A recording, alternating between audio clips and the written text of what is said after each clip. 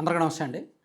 పశ్చిమ గోదావరి జిల్లా పరిధిలోని ఉండి నియోజకవర్గంలో డిప్యూటీ స్పీకర్ రఘురామకృష్ణరాజు గారి నియోజకవర్గం ఆకివీడులో దాదాపుగా 20 రోజుల కిందట జరిగిన సంఘటన తదనంతర పరిణామాలన్నీ ఆద్యంతం ఉత్కంఠ, ఉద్రిక్తత రేకెత్తిస్తూనే ఉన్నాయి. నిజానికి రఘురామకృష్ణరాజు గారు ఒక పెద్ద తేనెతుట్టిని కదిపారు. ఒక పెద్ద సంస్కరణని తీసుకొచ్చే ప్రయత్నం చేస్తున్నారు.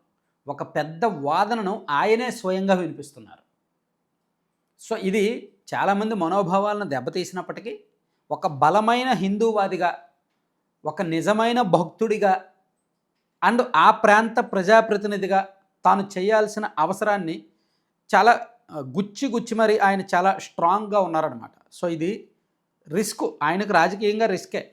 అయితే ఆయన రాజకీయంగా ఎందుకు రిస్క్ చేస్తున్నారంటే, మహా అయితే ఈ క్రిస్టియన్ అండ్ ఈ ఎస్సీ ఓట్లు పోతాయి. సో ఆ ఓట్లు ఎలాగ టీడీపీకి పడేవి కాదు, తనకు పడేవి కాదు అనే నమ్మకం తనది. ఇప్పుడు రాష్ట్రంలో కమ్యూనిటీ వైజ్ ఓట్ బ్యాంక్ తీసుకుంటే ఈ ఎస్సీ క్రిస్టియన్, దళిత క్రిస్టియన్ ఓట్లు ఏవి కూడా టీడీపీకి పడవు. వారిలో మోర్ దాన్ 70-75% వైసీపీకే పడతాయి. కాబట్టి ఆ ఓట్లు పోయినా పర్లా. కానీ దీనివలన అక్కడ భక్తులు అండ్ రిమైనింగ్ హిందూ వర్గాల్లో ఖచ్చితంగా ఒక నమ్మకం ఏర్పడుతుంది. ఆ ఆలోచనతోనే, ఆ వ్యూహంతోనే రఘురామకృష్ణరాజు గారు రిస్క్ చేస్తున్నారు. ఈ రిస్క్ వలన తన నియోజకవర్గంలో సేఫ్గానే ఉన్నప్పటికీ ఒక రకంగా వేరే రకంగా ఇప్పుడు చూడండి, నిన్నో ఈరోజు ఆయనకు ఒక సమాచారం, ఆయన ఒక పోస్ట్ పెట్టారు. దాదాపుగా ఒక 300 మంది విశ్వాసులు అండ్ క్రైస్తవులు కలిపి తన ఇంటి మీదకి, భీమవరంలో తన ఇంటి మీదకి దాడికి వచ్చే అవకాశం ఉంది, తనకు సమాచారం అందిందని చెప్పి ఆయన పోస్ట్ పెట్టారు.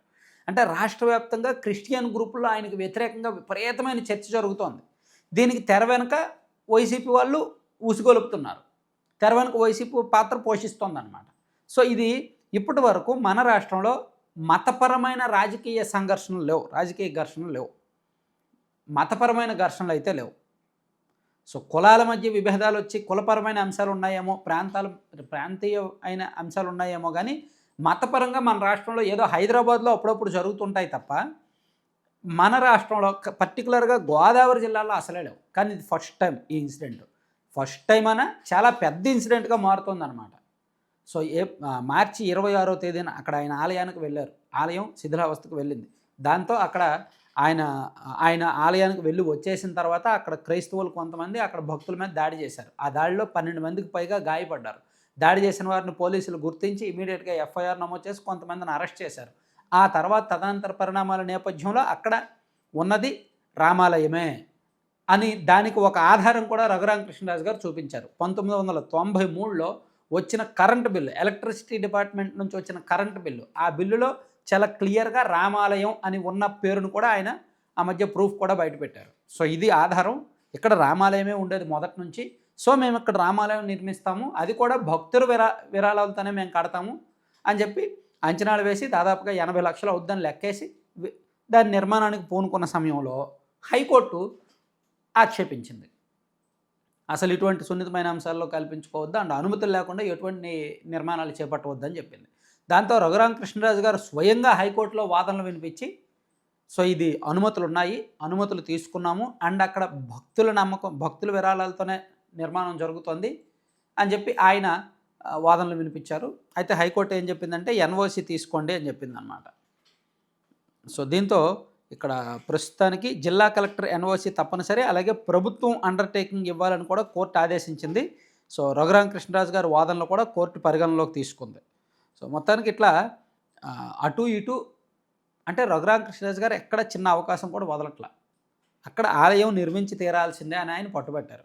దానికి అక్కడ ఉన్న భక్తులు అండ్ హిందువులు అండ్ ప్రజల సహకారం తీసుకున్నారు.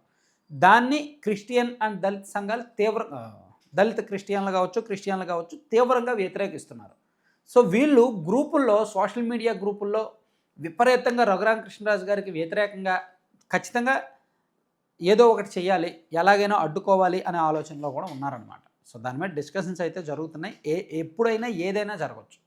సో ఇక్కడ రాజకీయంగా ఏమైనా రిస్క్ ఉంటుందా రఘురామకృష్ణరాజు గారికి కానీ, లేదా ఆయన ఉన్న టీడీపీకి కానీ అంటే అంటే ఉండదు అని కొంతమంది చెప్తున్నారు. దానికి కారణం ఏంటంటే ఆయన ఎవరితో అయితే పెట్టుకుంటున్నాడో వాళ్ళు ప్యూర్లీ వైసీపీ ఓట్ బ్యాంక్ కదా, సో ఆ ఓట్లు రాకపోయినా పర్వాలేదు అనే ఆలోచనతో ఉన్నాడు. కాకపోతే అలా వదులుకోకూడదు, అలా వెళ్ళకూడదు మరి. సో ఇది గవర్నమెంట్ అంటే ప్రభుత్వ పరంగా గానీ, పార్టీ పరంగా గానీ ఇన్వాల్వ్‌మెంట్ లేదు. ఆయన సొంతంగా వ్యక్తిగత అజెండాతోనే చేస్తున్నది. సో, పూర్తయిన తర్వాత దానికొచ్చే ఫలితం కావచ్చు, లేదా దుష్పరిణామాలు కావచ్చు, ఏవైనా ఆయనకే వస్తాయి.